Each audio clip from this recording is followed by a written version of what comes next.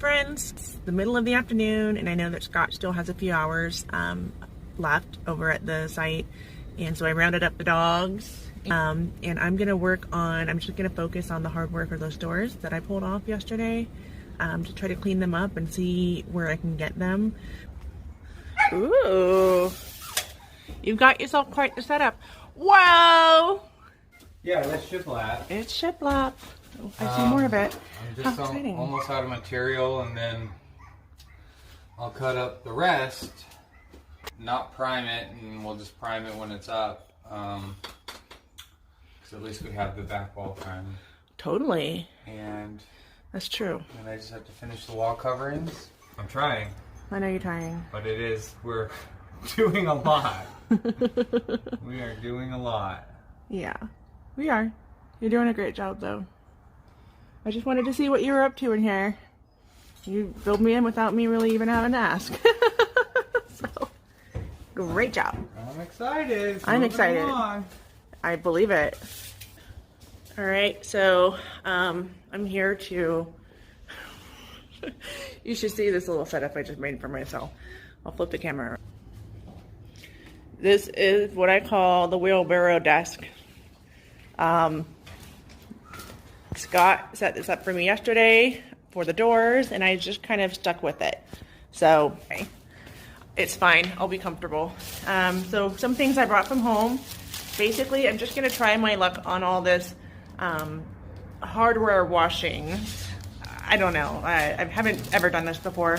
I know there's a lot of products on the market that will clean and polish metal, but it's a little overwhelming, and so I just knew that I wanted to just start with what I had on hand, which is Barkeeper's Friend and some of these stainless steel like scrubbers. So that's what I'm going to be using. I have a bucket of cold water here, Barkeeper's Friend, all right, and then I've got my gloves on. Well, they're not on, but I've got gloves that I'm going to wear. So I'm going to give this a whirl, see if I can't get these things really nice and shiny. And if it doesn't work, okay, not the end of the world. I can just run to the store and get the next thing that I think I might need. But I don't want to run to the store first thing without, some trial and error to make sure that Barkeeper's Friend might not just do the trick. So follow along and we'll see how it is.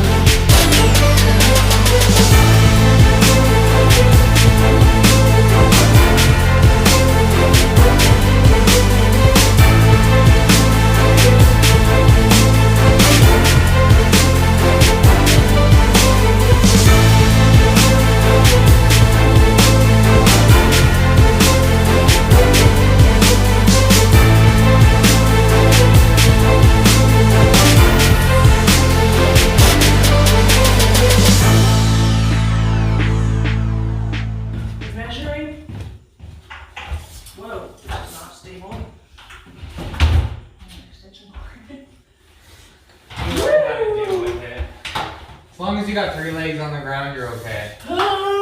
Okay. What are we measuring from? Inside of that. Inside of the corner? Something like that, yeah. You got it tight? It's as tight as I can make it. Oh, really? 119 and 7/8. What now? 119 and 7/8. You didn't say it in your funny voice. I'm gonna take 7/8. There we go. Now we need to do our calculations. All right, calculations. Let's do it. Woo! So about 19 and a half is what we want in between our bats. 19 and a half, are you sure? Do you want to double check that? brush. Like, so 19 and a half in between, and then you're accounting for the width of the actual Yeah, that was the 22. 22s. The 22 times, oh, that's the total? I subtracted that because that's lost space. That's the bat. Yeah. And then, so you have your overall of your in-between span minus This is the material. average in between span of both sides of the room. Yeah. Right? 119 and a half Ish. ish. So you don't want to do the calculation for each side because that's just too much. Yeah, I want to split the difference in between over the whole ceiling. Yeah. Because if we kept super square on the one wall, and then where You you're going to notice be it on the laying far in the side. bed and looking up at the ceiling, you'll be able to see a little Yeah. bit of distortion. Okay. So we have 22 inches of batting, right?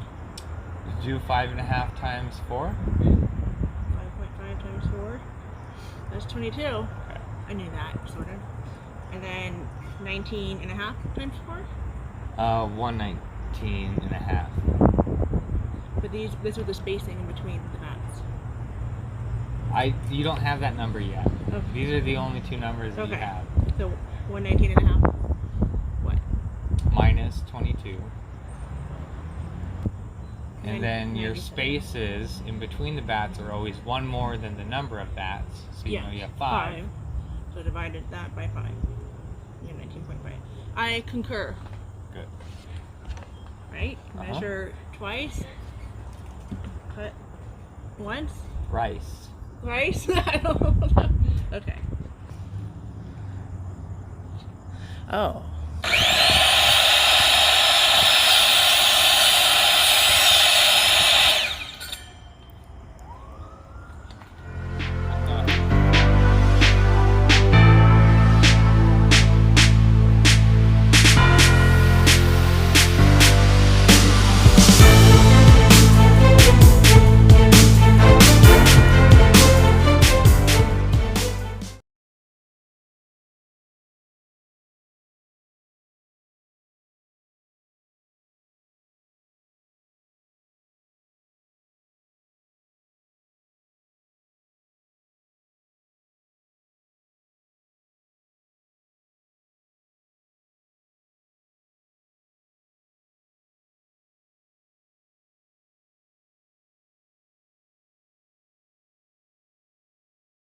Shout out to Cobalt. Cobalt. Whenever they sponsor me, been buying a lot of their tools lately. Seems to be the best value. I Literally, used to always buy. You got the suspender. So 16th is a half a blade width. Nice. All right. I got you. That's barely anything. It's just a little bit of sawdust. A little bit, but. So just pull this against that. Against. The vent and the register thing. Okay. I got you. I got you. What you got? 138. 138. Even? Yeah. I love even numbers. All right. 138. Roll all 8.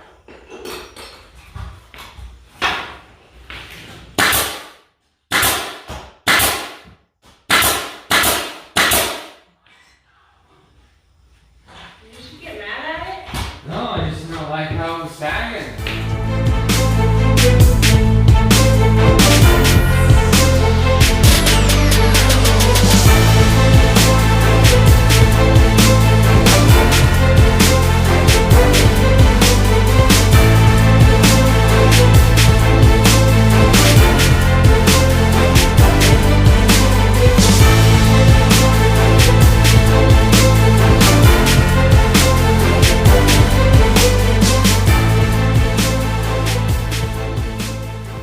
So I am prepping the sink and the bathtub to be painted. So we're keeping the basin sink that came with the house, but it's pretty grody. Let me show you.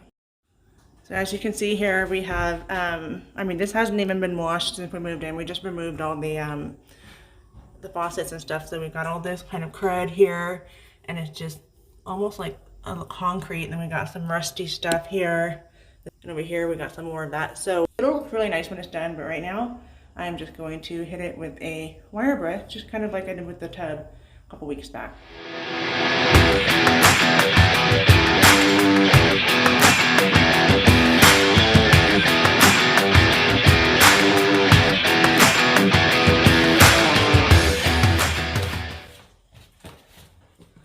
All right, I think it's good enough. So you can see here that where there was a whole ring of rust is pretty much down smooth again, clean enough to add some new fixtures there.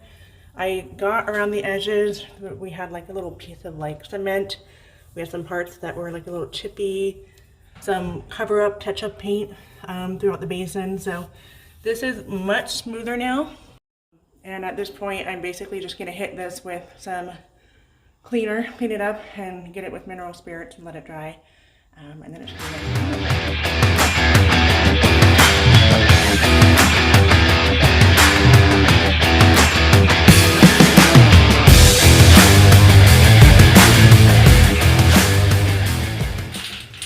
All right, love, what paint are we using to finish off this sink with?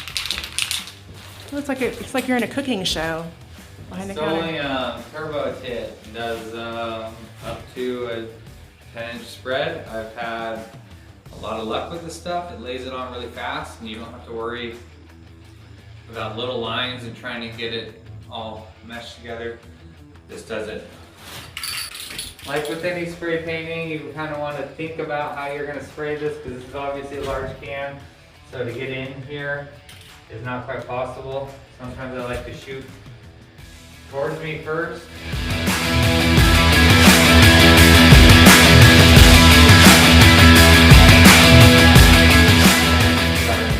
Because there's one tiny little run in the corner, but you oh can't my gosh, really you guys. apply a second coat. You don't need to. It's hard to believe I was just blasting this with a sander. That's crazy. You can see there's some, like this sink does not come without its imperfections, right? There's got like a bunch of little pock marks and stuff, but this is way better Some than. of those are going to be covered though by the counter. And yeah, that looks awesome. Yeah. Let's go do the tub.